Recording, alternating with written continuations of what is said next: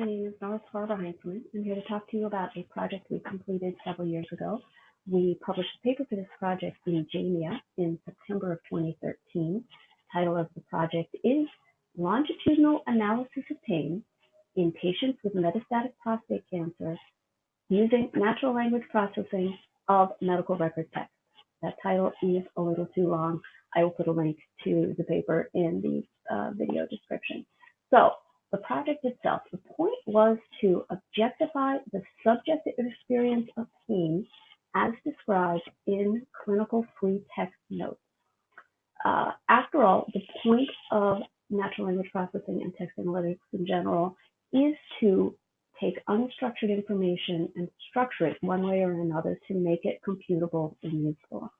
So what we did with this project is we developed a healthcare targeted knowledge base for named entity recognition and relationship extraction. Some of our named entities were medications, diseases, symptoms, parts of the body, patients, and pain. And we developed a pain model with the help of a pain specialist. So the pain model included 4 tiers of severity.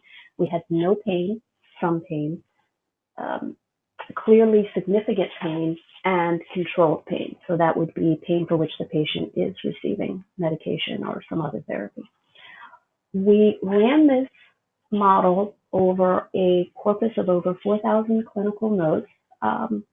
This represented the clinical record for a small cohort of men who all died of metastatic prostate cancer.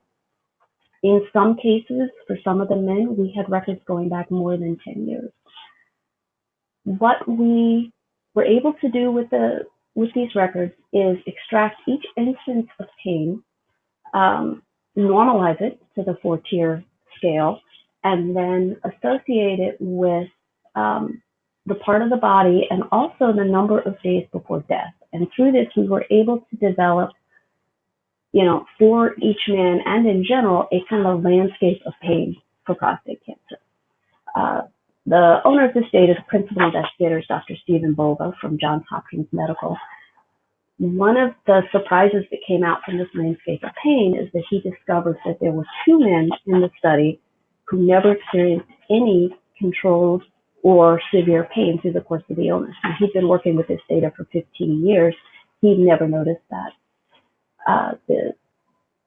The next steps that we would like to see is that somebody can look at the genetic phenotypes of these 2 men compared to the genetic information of the men at the high end of the scale and start to come up with some deep genetic patterns that might explain why these 2 men experience the disease differently than the others. But speaking of the men at the other end of the pain scale, this was the second really interesting thing that came out of this study. The African American men in the study all clustered toward the high end of the pain scale. The effect was not strong. It was a very slight tendency, but it was statistically significant. And you can read the paper to see the details on that. Now, here's the thing. The cohort is very small, as I said. There's only 33 men in this study. We can't say anything about the experience of prostate cancer in a general sense based on this tiny study. But what we can do is, ask questions that can be followed up for more investigation. So after we found the correlation with the African American men, we did do a literature search, and we discovered that there was a large-scale clinical trial several years ago which had the same results. So what I think is really interesting is that clinical trial cost millions and millions of dollars and took years of effort. Our work was completed in about 6 months on data that already existed. And what I think is really important is that there is valuable information in unstructured free text in this big data world. And I think our study shows that you can normalize it, you can get it, you can make it computable without a lot of expense and make it useful. So that's it. Thank you very much. Bye.